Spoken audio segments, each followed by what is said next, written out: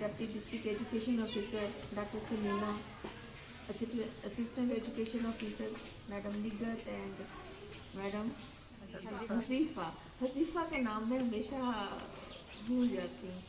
और इदारा हाजा की प्रिंसिपल साहिबा और तमाम असातिज़ा किराम और बहुत ही क्यूट और बहुत ही प्यारी बच्चियाँ, अस्सलाम वालेकुम। वालेकुम अस्सलाम। अचानक जब कहीं आया जाता है ना तो फिर पता चलता है कि कितना अच्छी परफॉर्मेंसेस है और क्या वर्किंग हो रही है यहाँ पे।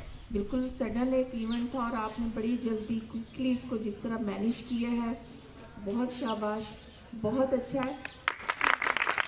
बहुत बड़े बड़े इदारों में भी जाए ना तो जब आप उनको सडन जाके कहें कि एकदम से आपने ये करना है और कोई गेस्ट आया है तो बहुत मुश्किल हो जाता है, लेकिन आप लोगों ने अपना डिसिप्लिन मेंटेन रखते हुए इस सारी एक्टिविटी को परफॉर्म किया है। Very well done.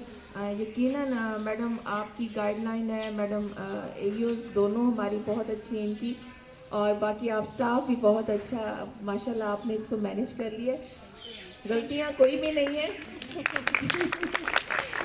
गलतियाँ असातिज़ा से गलतियाँ नहीं होती।